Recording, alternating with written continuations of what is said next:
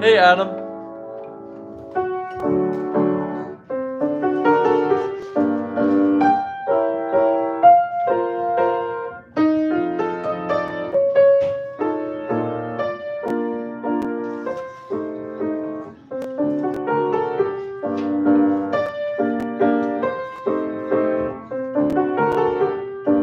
Hey, Chirag.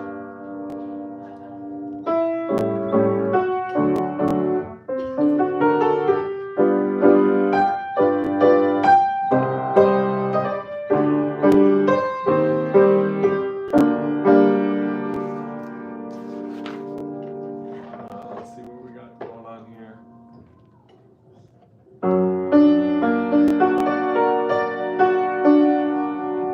Oop, I turned way too many pages. There we go. Yes, I'm back home. I got some travel the next couple days, but nothing crazy.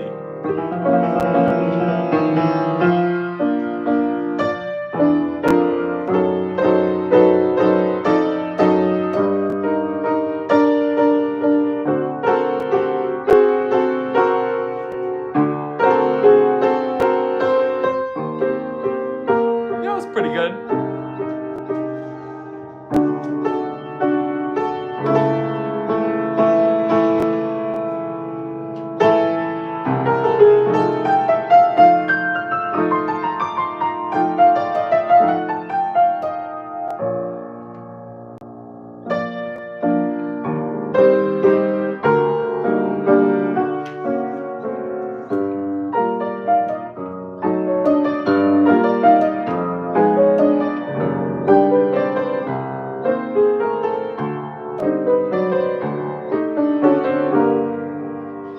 That's such a great part.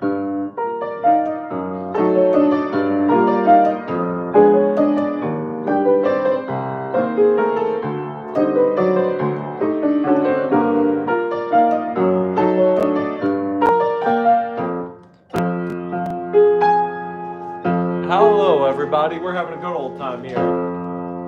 Whatever you want to talk about, whatever you want to play, just throw it out there. We'll have fun with it.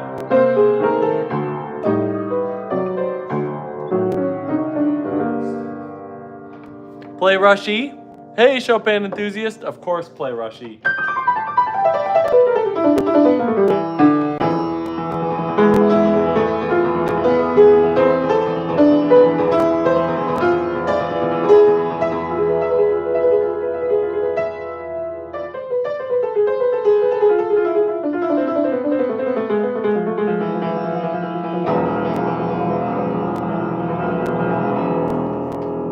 The cool guy on the piano again, except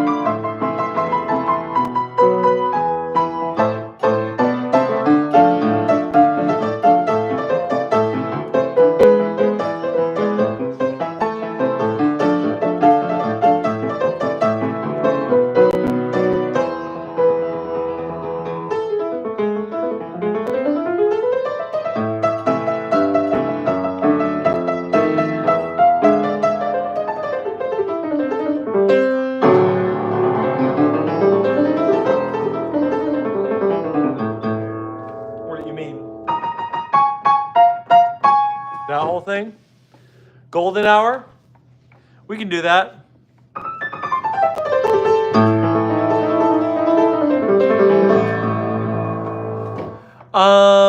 Do you have any tips or exercises for hand dexterity? That's a good question. So when you're talking about hand dexterity, I would say the first tip that I have is you need to think about Kung Fu Panda.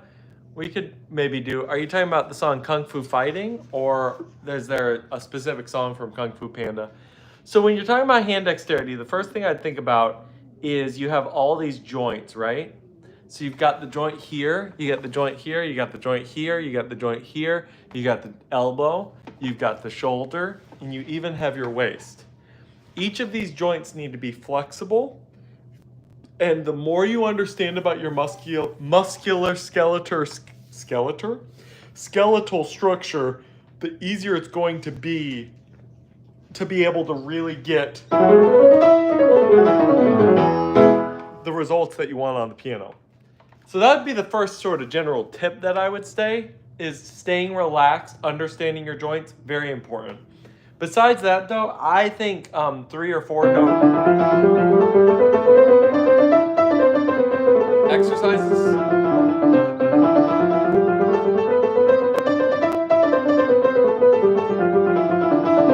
is huge. 3 or 4 note exercises are amazing when it comes. You want the carousel thing? Because I'm not gonna play a Squid Game. I'm not gonna go and fight people to the death. I'm not that interested into that.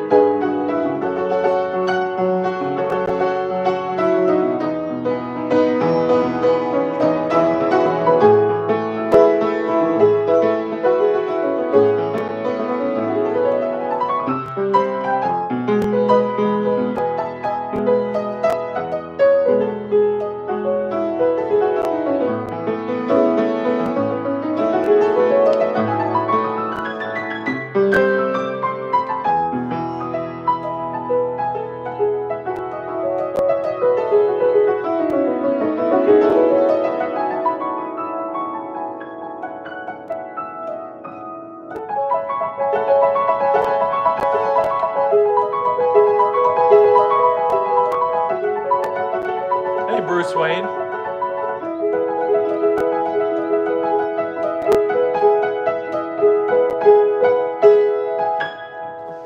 DuckTales or Popeye the Sailor Man? I wonder if I can remember Popeye the Sailor Man.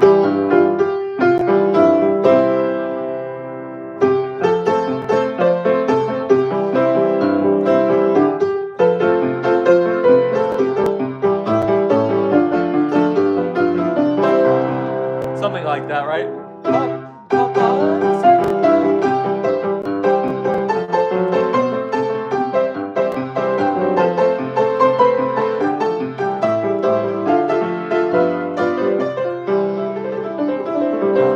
Something like that. Everybody was kung fu fighting. We totally can do that. DuckTales. My teacher said that I understand my pieces pretty well, but the muscles in my fingers aren't quite yet doing what I want them to do because they aren't strong enough yet. Yeah, that's a pretty common actual issue. A lot of times the brain will understand something before your fingers really do, because a lot of muscular development needs to happen. Now, I will say it is possible to kind of over push on the muscular development and potentially like wear yourself out and get really kind of overly technical and heavy with your playing. So something you can think about is actually practicing stuff at a quieter volume, right? So instead of always practicing more like,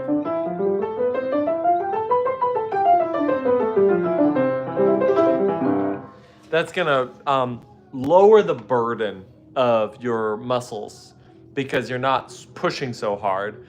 Again, you think about it, dynamics are relative. So if somebody says forte, it's just forte compared to what? And so you can kind of lower the level that you're just outputting of everything, and then you'll be better off. Let's pull up DuckTales theme, because why not?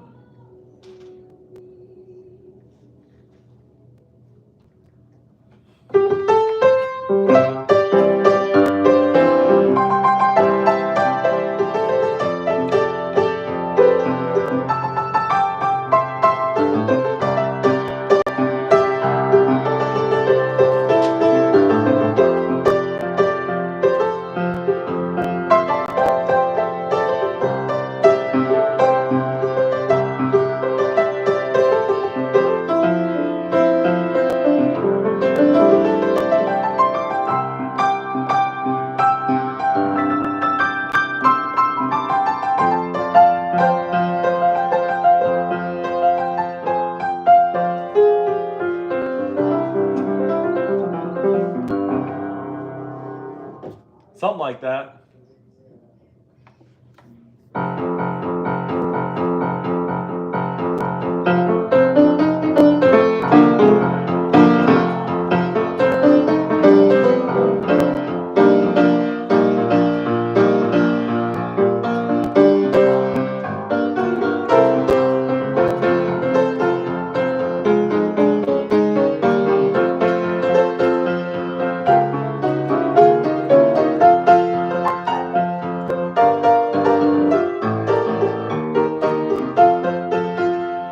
Wow, never done that before. It's like a dynamics. Yeah, you kind of need to. It helps to get good at dynamics. Dynamics help a lot. Because if you play super loud all the time, it really limits what you're doing. Flight of the Bumblebee.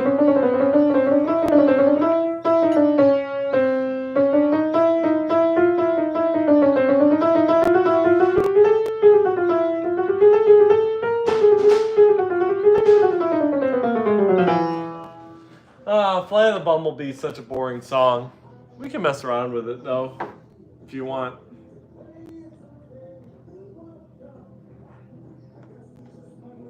Flight of the Bumblebee is like the original, one of the original challenge songs, if you will, where everyone's like, "Ooh, that's crazy! Whoa!" Right?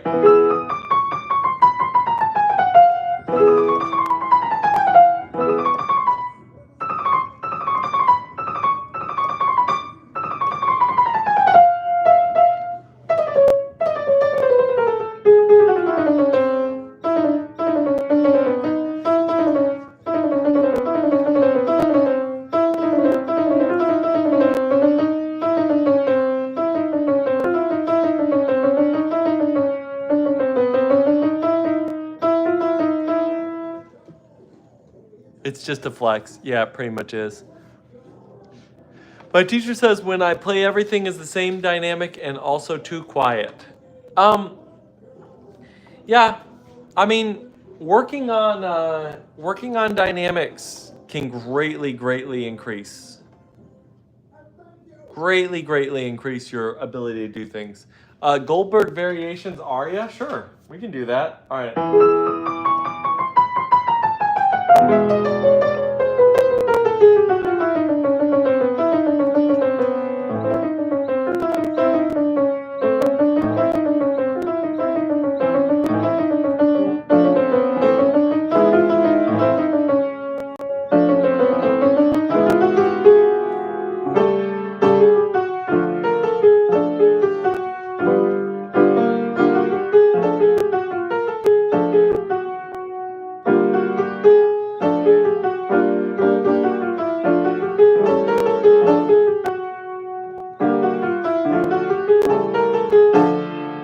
Something like that.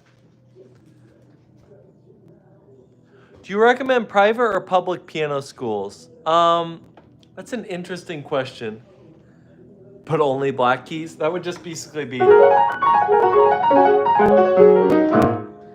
I don't quite know if I understand your question.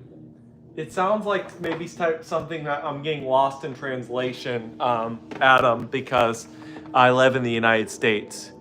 Because I don't quite know what you're asking. Because if you're talking about, hold on, I'm pulling up Goldberg Variations aria.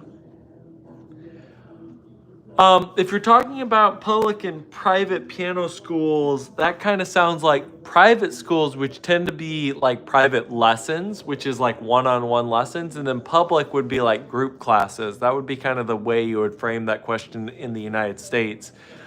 And that would be, it just depends on cost and what style you're going for. So like if you're playing rock and roll and pop music or folk music, then doing public makes a lot of sense, and it would be a lower cost, and you get that communal aspect. If you're talking about private lessons and individual, that'd be better for classical and jazz, because you need that extra time. Bram Stoker Dracula theme, Ballade pour Adeline. We can get to some of this stuff. Let me do Goldberg Variations first.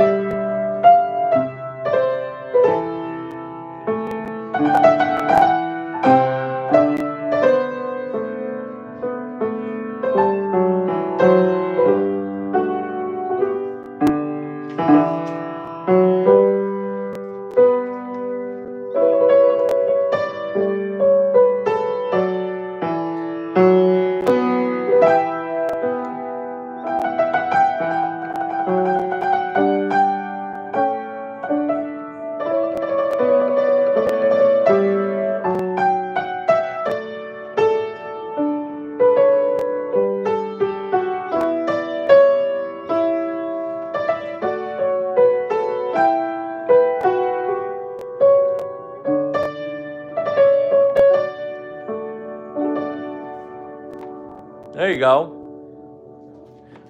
All right, Ballade pour Adeline. Pour Ballade pour Adeline.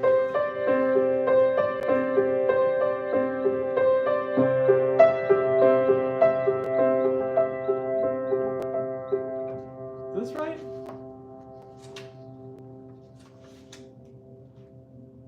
Oh, it looks like it. I can't ever remember the title of anything.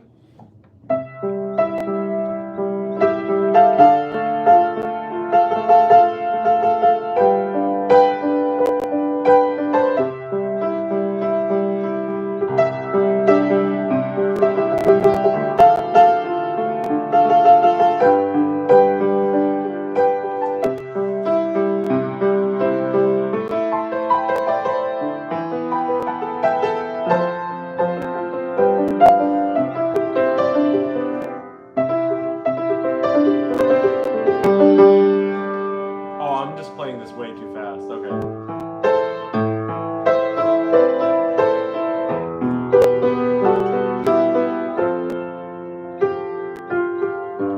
Okay, I see.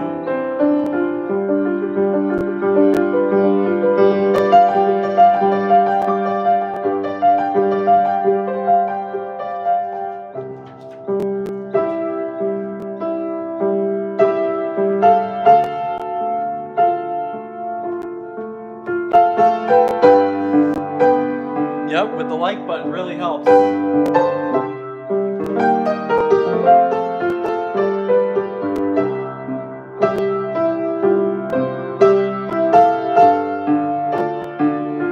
Thank you. I see that like.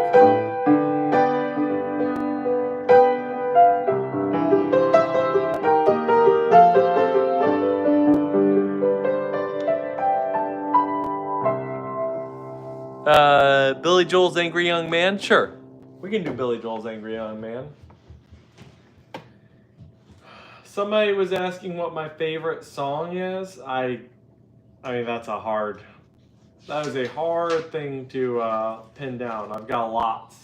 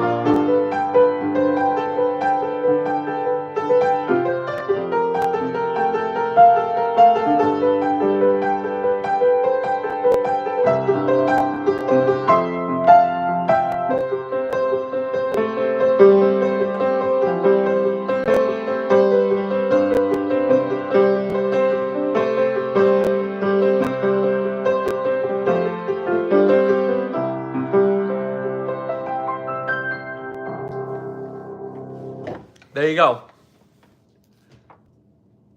The max starting sound. It's an interesting request. Do you have any advice for writing B sections? I'm writing a piece in a minor key, and for the B section, I wanted to use a major key and different accompaniment, but now it sounds out of place. Okay, the max starting sound. I think it's a fifth. Isn't it just a fifth? Knack starting sound. I'm sure someone has. You probably can just figure it out by ear. Could, but why would I? Yeah. Do you know what's hilarious? I literally played. The only thing I was missing was the middle note. So I was already on the correct notes. I just was one note off. I didn't have that middle note in there. Okay. So Flag me down. Okay. That's fine. Okay. So you're talking about B sections, and you're specifically talking about minor to major. Here's the deal about writing music. Yeah, it's just a major chord. It's just a major chord. It's the timbre, meaning like the synthesizer that they're using is a little bit different. Yeah, that's kind of why it sounds the way it does. Is like again that timbre, that synthesizer sound they're using.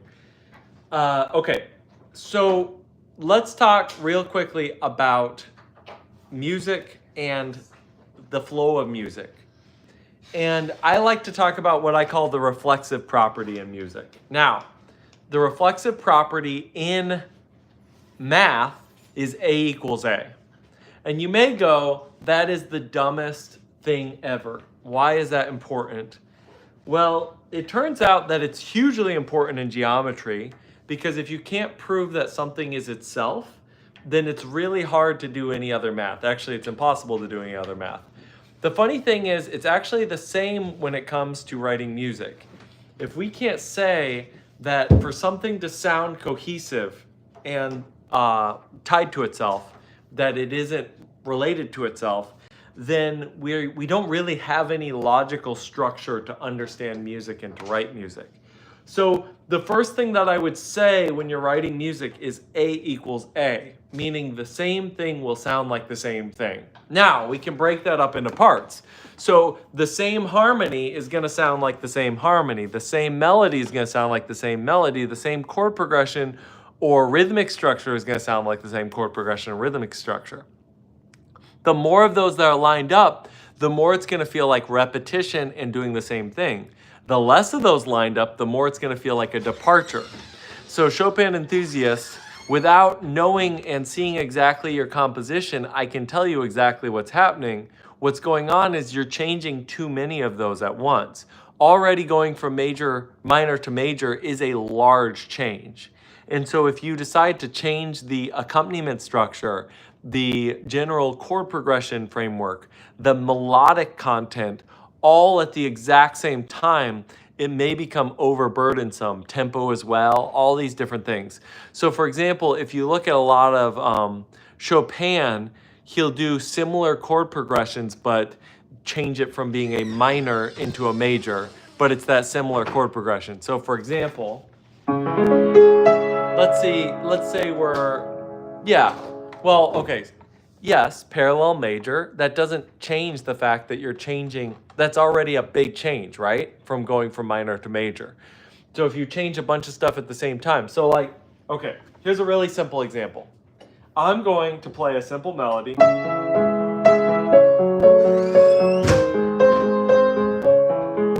Right? That's our melody. We have a simple little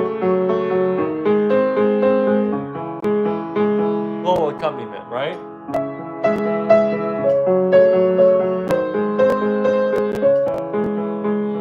Now, if I wanted to go to major, parallel major, the simplest one that would be the most comprehensively tied to it would be maybe I go to a 5 chord. And then I do the exact same thing, but in major.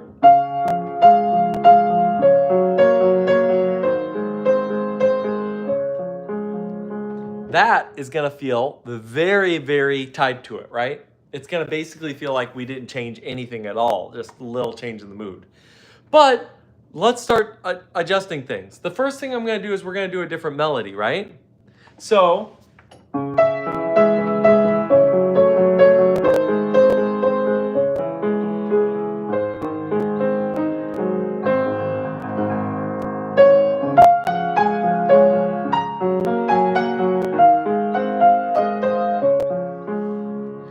still tied, still feels comprehensive. Why? Because the left hand is still keeping that rhythm. The harmonic structure is still similar. But then what's going to happen is we're going to actually change another thing. How about we change the chord progression now as well?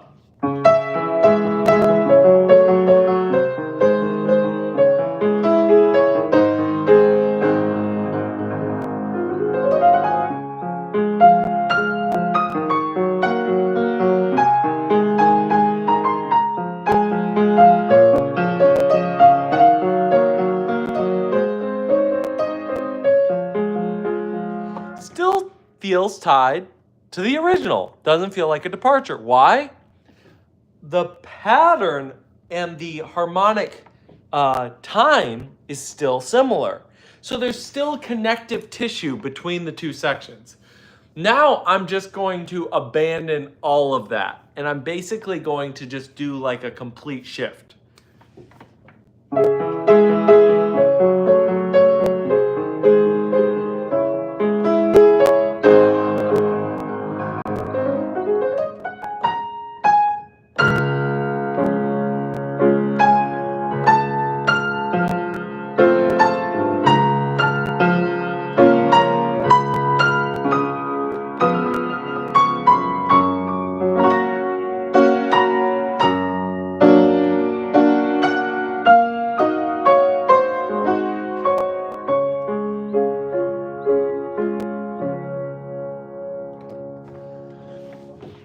Was that lovely? Absolutely.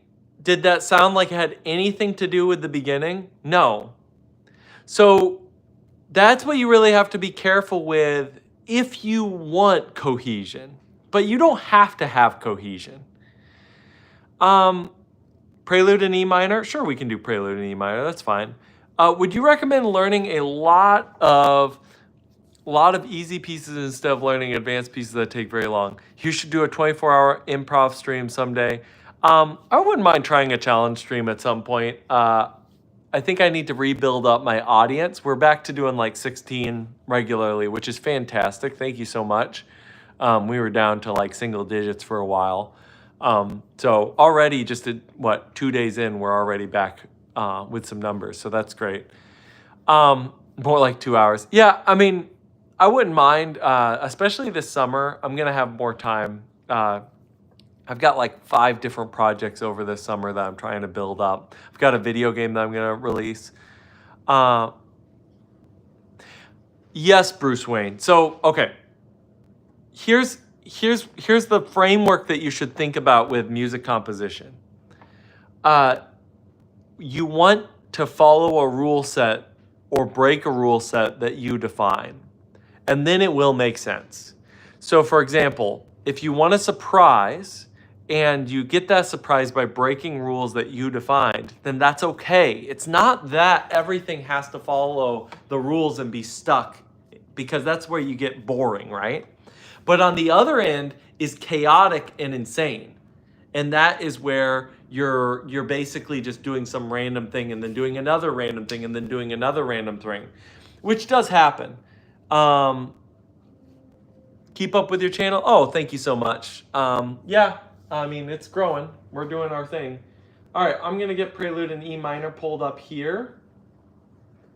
Maybe we'll do a 24-hour stream. Not a 24-hour stream. Maybe we'll do like a 4-hour stream when I get to the watch time that allows me, or to get it over the watch time that allows me to do things. Hey, Alan. Yeah, it has been a while. I know. I'm supposed to show it to my teacher, and I don't know if I should finish it until then and have mediocre result or do half of it but better. As a person that used to teach a lot and doesn't teach as much anymore, I'd always prefer quality over quantity, but at the end of the day, I always want my students to do what I ask them beyond doing what they think I asked them to do. So if I told you, hey, could you finish this up for me? I'd prefer a mediocre finished product over not finishing it and then giving me excuses. But at the same time, if I just said, oh, have some fun, develop that a little bit more, I'd prefer a quality thing over spending a lot of time making crap because you're rushing it. So Anyway, I know that's a nuanced answer, but that's what I would say.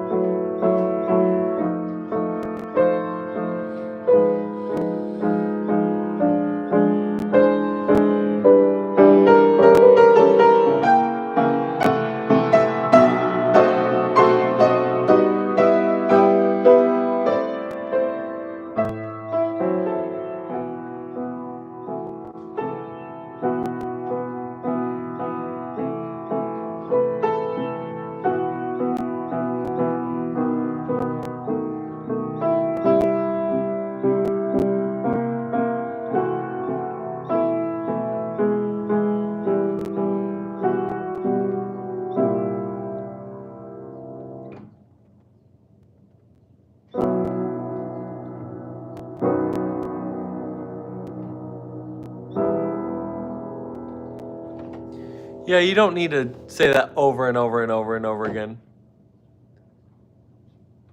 Definitely play some of your game music. Yeah. Yeah, I should learn something on the piano and play it.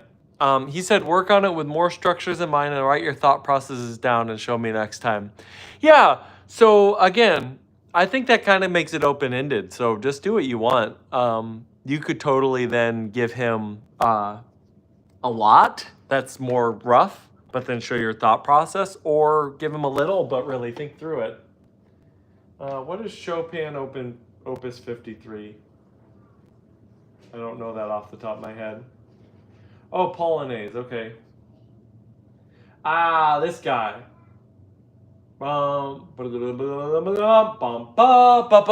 Sure, we can mess around with that. Yeah, I'm working. The game is getting close to being released. I just tested and was able to successfully test the in-app purchase. So basically, the game will be free to download and to try out the tutorial and play one entire run. And then you'll be able to go from there. I'd like to show them the B section because the previous version didn't have one, but that's the part I'm stuck on. Hey, such is life. And again, here's the honest truth about writing music. Writing something crappy is better than writing nothing. It just is true. Being creative, a lot of ways, is just convincing yourself that it's better to make something bad than to make nothing at all. Oh, it's all good, T-Rog. So here's my goal. I may need to set some just vanity metric, like 1,000 downloads or something, and then I'll start working on an Android version. I have enough people who'd want to play it on Android. I kind of wish that I just started in a more ambiguous coding structure where I could do everything. But hey, you got to just, you got to start from somewhere.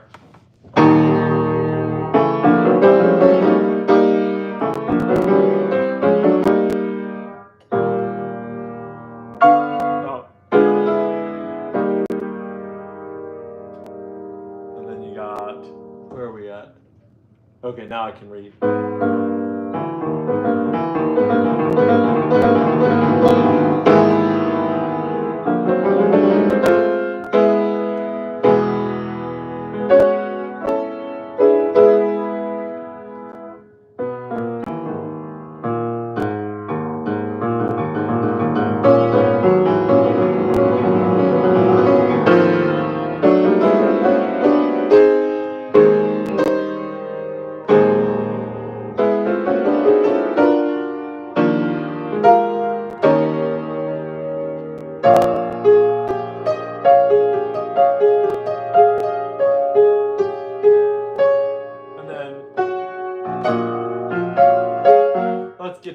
let's get to the juicy part. Here we go.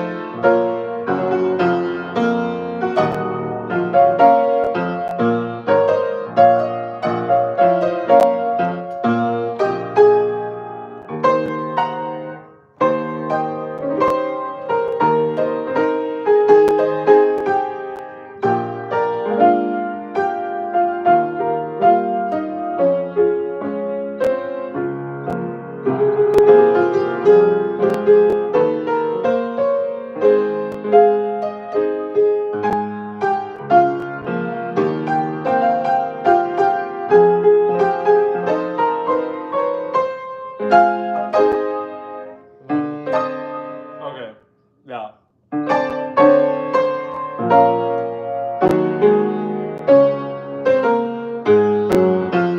we go. All that stuff. Whew. That's a big one. My piano lessons are slowly turning more into composition lessons anyway because my teacher studied it and is really happy to see one of his students actually try to compose themselves. I'm not gonna lie, Chopin enthusiast, when I was used to teach a lot more than I do now, that is exactly what happened with any of my students. If they showed any interest in composing, I'd be like, yes, we're doing that now. Thanks, Omar. Yeah, I've never actually learned that one. I've maybe tried to sight read it. Like this, I think, is my second time trying to sight read it. So thanks for bearing with me there. I like doing that. How many players you want to play today? I don't even know what that means. How many players you want to play today? Sonata in B flat minor, opus 35. Is this just turning into a Chopin stream?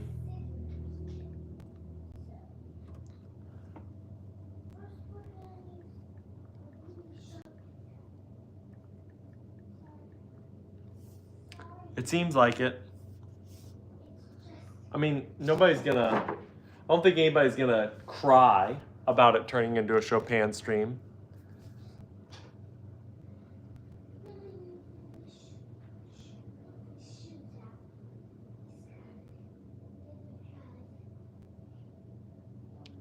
I'm getting better at the piano because I'm starting to notice my own mistakes without a teacher. Ooh, that's great. That's great.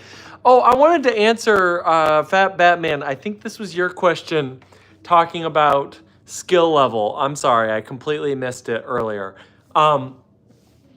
It's really a matter of personal preference. Think about it kind of like exercising.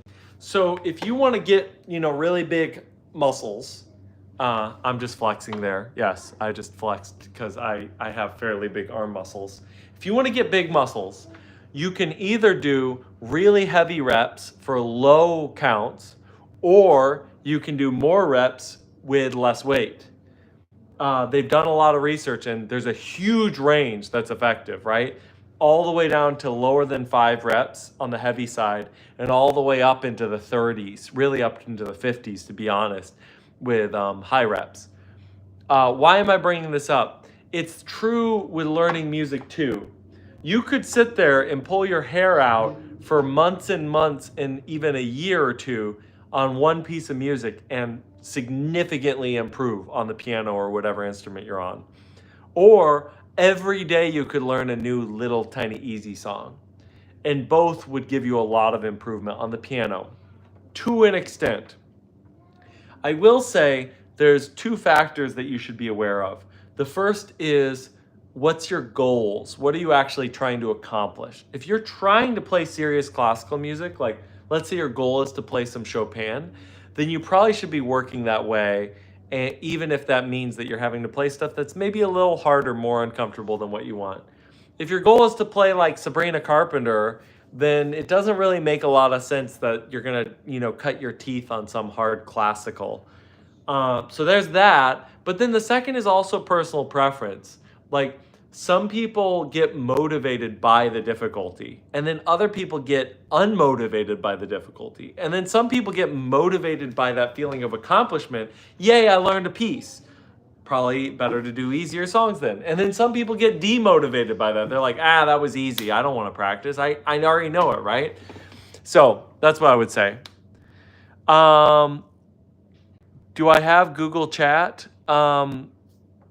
I have a Discord if you really want to find me. Play Rush E. We could do Rush E. We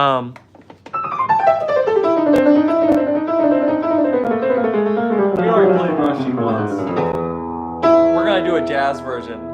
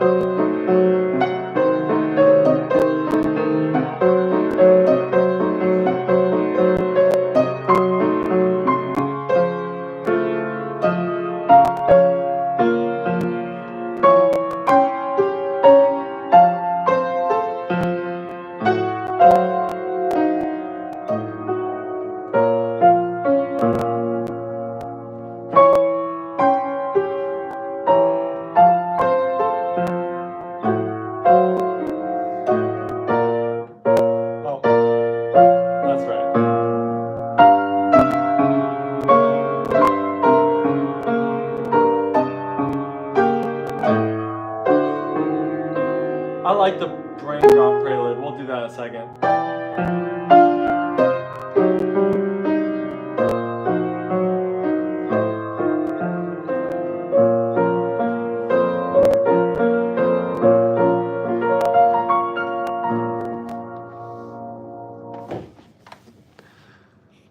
You're retired?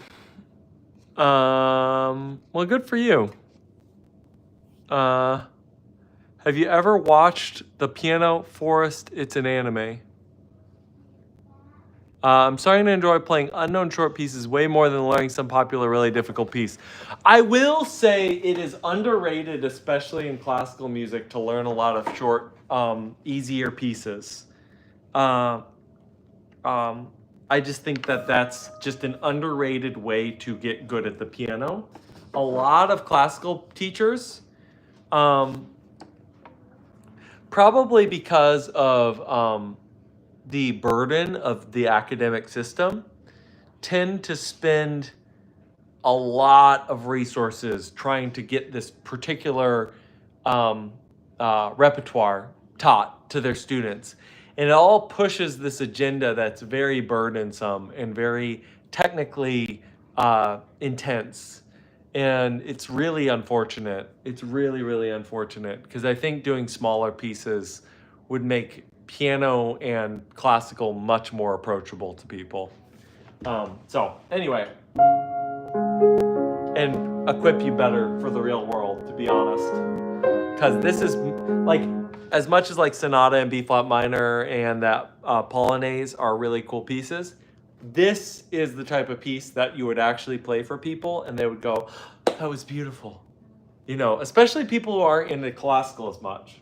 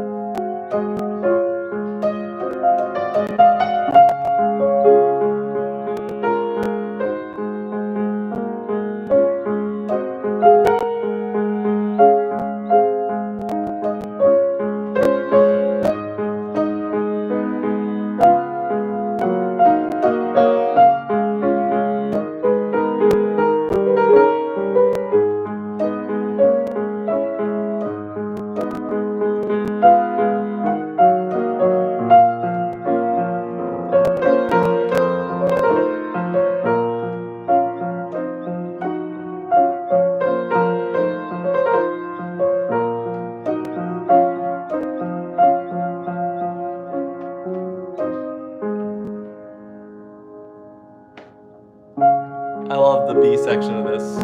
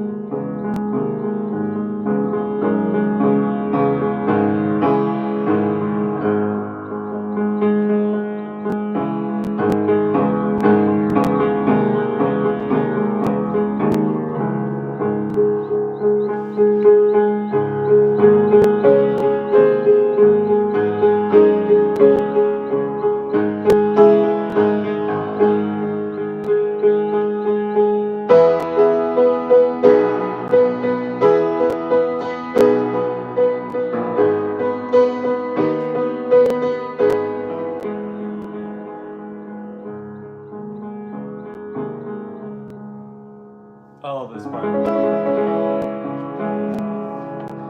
Say, quello Italiano. Something Italian. I don't know. Is B flat minor the darkest key, or is it just my imagination? Just my imagination running away with me. Okay. Actually, you guys are raising a really interesting argument back and forth. And you're both right. So I'm pulling up Ronda alla Turca so we can mess with that in a second. You're both right. Chopin enthusiast right, and Bruce Wayne is right. Fly Me to the Moon, sure, we can do that. Dan Dan Kokoro, oh yeah, we can play that. Let me address this really quick. I'll pull up those while I'm getting that pulled up. Vivaldi Summer, sure. Dan Dan Kokoro. Stick around. Let's play some music. Okay, so minor. Are all minors created the same? Let's get a little bit further. Are all keys the same, right? Is C actually the same as D, actually is the same as whatever, right? Yes and no. So here's the truth. Not to bore you with the details, because it can get extremely boring and extremely tedious, but basically, we use something called equal temperament in modern times, which allows you to play in every key. What is equal temperament? Basically, when you tune an instrument, the math doesn't actually work. So if you tune an octave perfectly or a fifth perfectly, and then you go and you tune from C, you're like, I got all the notes tuned, you go to the next key, the intervals are all wrong. The major third is wrong, the fourth's wrong, the minor third, all that's wrong. So then you go, okay, all right, I'm going to try to tune more and more keys correctly. That's where you get something called well temperament. So, for example, the well-tempered clavier, Bach, that actually is because he's setting up a system that lets you play in all 12 keys. That's what being well-tempered means. Equal temperament, though, is the modern standard. What does equal temperament do? It gets rid of actually a lot of the color inherent in keys by making every half step exactly the same. So when Chopin Enthusiast says there's no actual difference between keys, he's almost correct. There's two ways that he's right. The first is the relationship between the notes is the same, meaning there's half steps in a whole step pattern, and those are the same. And also in modern times, those half steps and those whole steps are also the same size in every key because of equal temperament. Now, this is where Chopin Enthusiast is a bit wrong. The first is there is an absolute difference to where the keys are. Meaning, if I'm playing in B flat minor and I play a melody,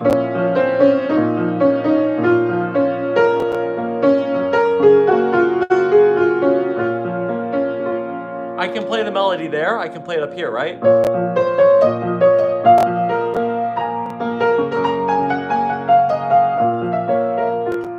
Now let's say I'm playing it in D minor though.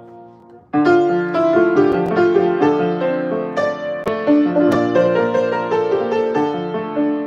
you hear how much brighter that is? That's because it's higher.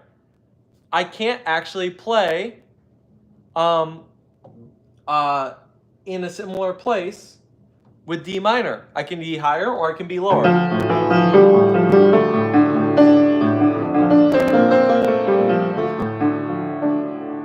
That's really my only options. So basically, because of that absolute distance, the keys will always have color no matter what. And then the moment you go from an equal temperament instrument like the piano, and you're talking about voice, you're talking about trombone, you're talking about violin, you're talking about any instrument where you don't have defined keys the way that you do on guitar or piano, each key is going to be quite different. So people are the most, like, singers have their favorite keys and they sound different in different keys. So it is just really, I'd say Bruce Wayne is technically more correct than is. All right, sorry. I'm back. Sorry about that. I got a text that I actually had to answer. So Bruce Wayne is technically more correct because of instruments that are, like, there's just natural instruments that are not equal tempered and the keys are different. But I would also say Chopin Enthusiast is correct in a modern sense that because of modern instruments, especially with MIDI and digital, we treat everything like it's interchangeable regardless because we can just mess around with it. All right, let's play some requests.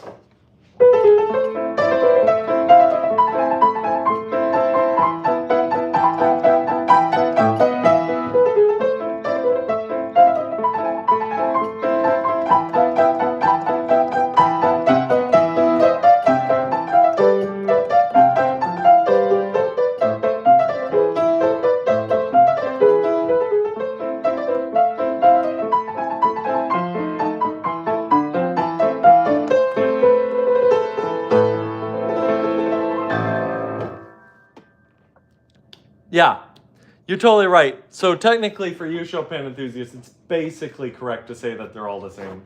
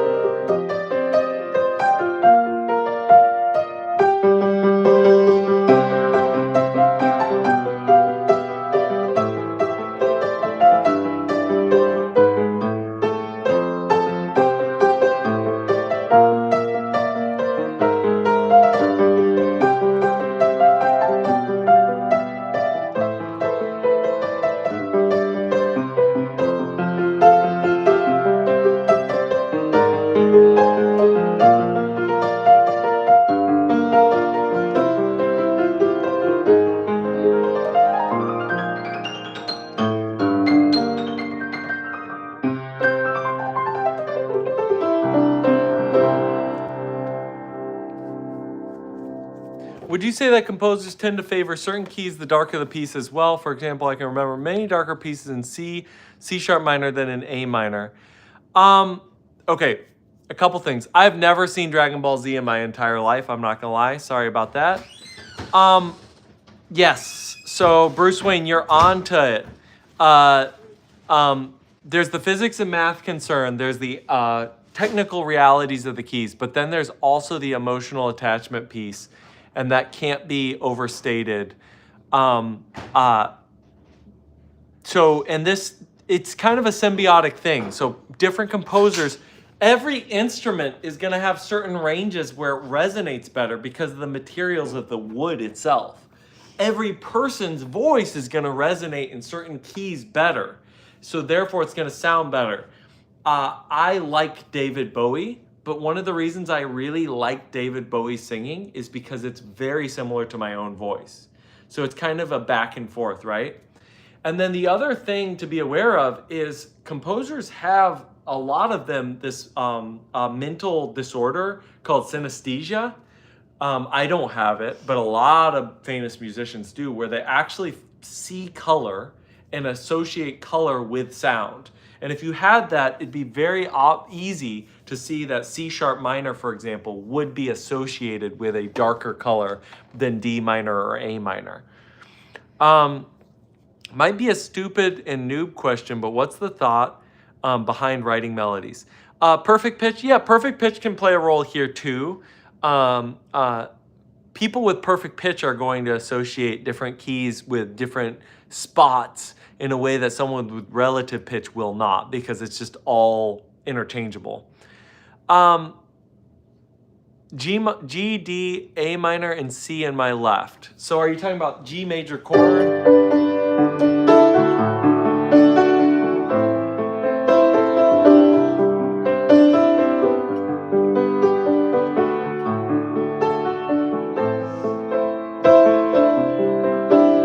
So this is the first thing I would say, Q-Rog.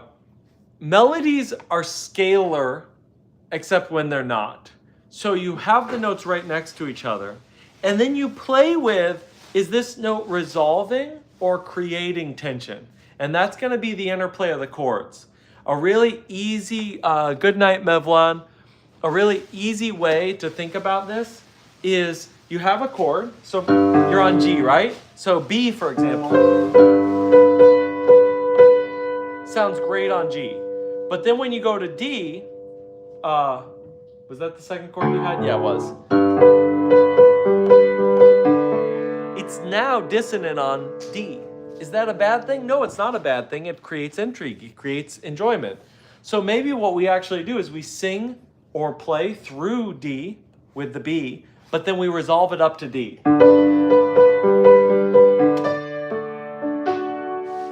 And then here's a cool thing. Now we're going to go to A minor. We're going to stay on the D. Watch out what happens. Oh, now it's dissonant again, but now we're going to keep going down.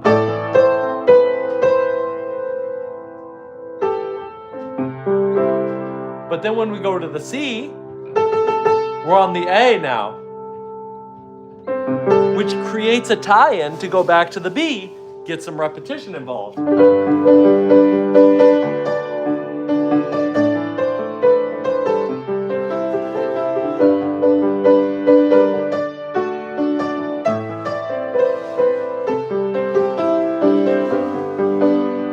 That's gonna really, really make a very effective melody.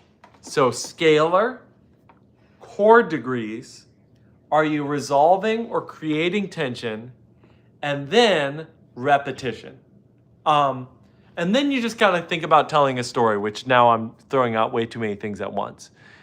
Yeah, no problem. I'm probably gonna need to get going soon because I need to go grab a car. But let me answer like one more question, play one more thing, and then get rolling out of here. Thanks a lot. Our streams are starting to get robust again, which is great. So we will be doing these daily if possible. Tomorrow I should be able to get one in much earlier before I have to go to something. And then Friday we may have to miss because I'm going to be traveling to St. Louis. So we'll see. With the equal temperament, I usually consider the scale on familiarity. Ask for something else, Muho. I've played Rashid like twice already. Based on familiarity, there may not be a difference between scales, but these more common scales which more people recognize. I don't know if I agree with that. Within the equal temperament, I usually consider the scales based on familiarity. For most people who are not really discerning, they're not going to hear a difference, kind of like Chopin Enthusiast was saying, between the minor scales or the major scales.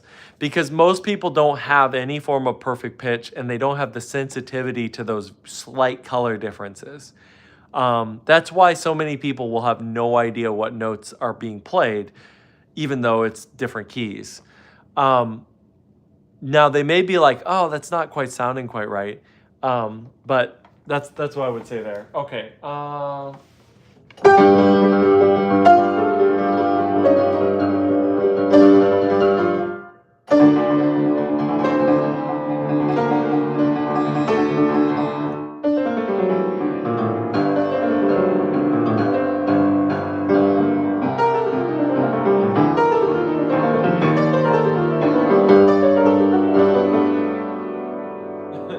Then.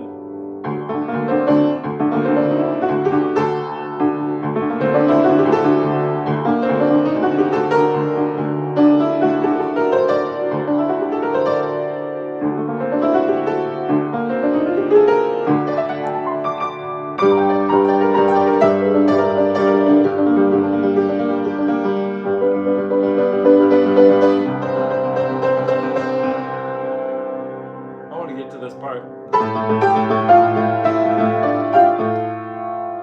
What is it?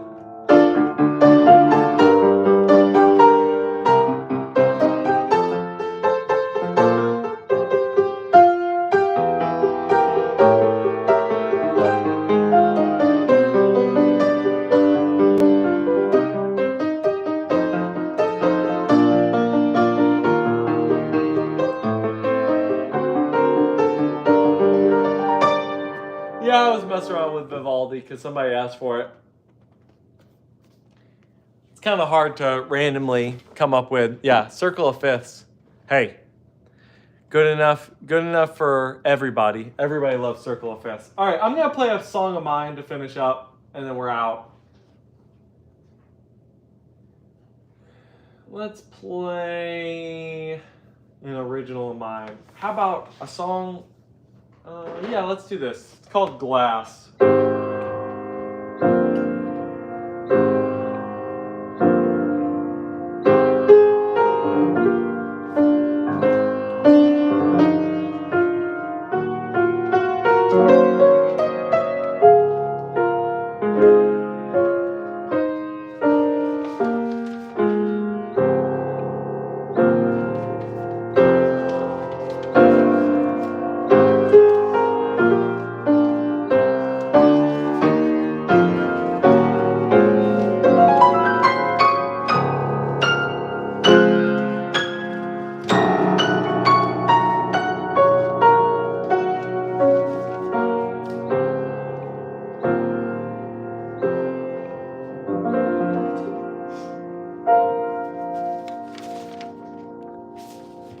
Is this by any chance inspired by Marcin Wyselaski? No, it's not. I'm actually gonna play one more piece because my wait. I only have the first page of this. Oh, is that not it? No, We gotta scan all this stuff.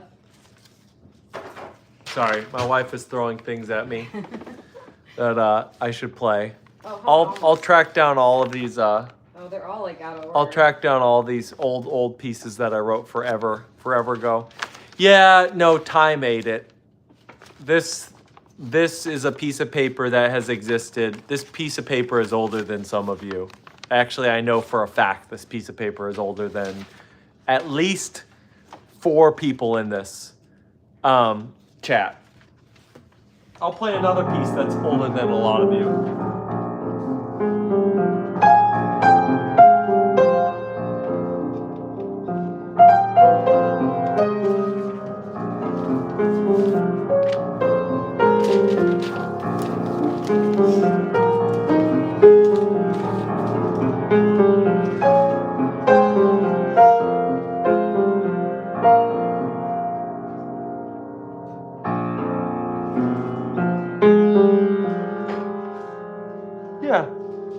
this correctly.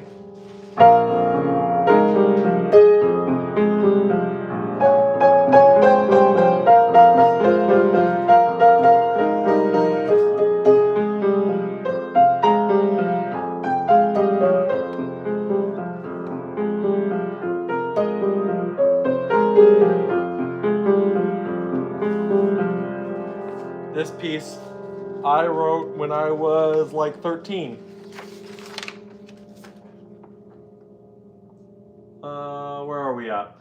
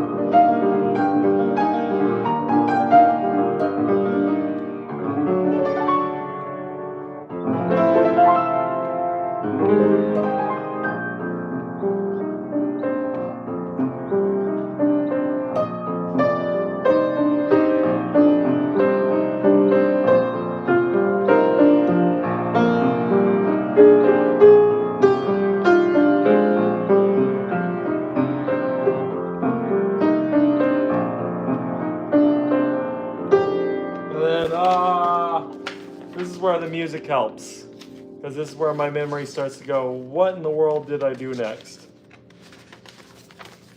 Oh yeah, here we go.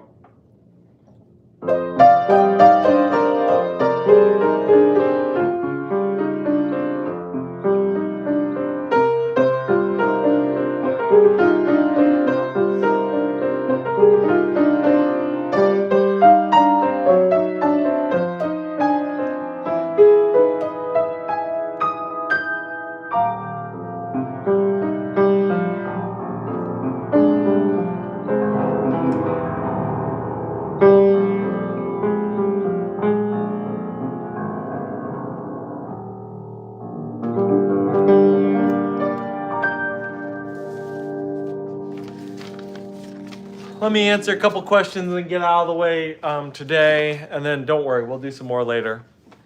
Were those huge arpeggios also 13-year-old Robert? Yes, they were. They totally were. And to be honest, I have recordings of me playing it slightly older, like 14 or 15. I sound halfway decent. It's kind of messy, but I'm doing everything. Yeah, it helps when you start playing piano at 7. That's a big part. Is it handwritten? Parts of it were handwritten when I first started, but no, that's on from a computer.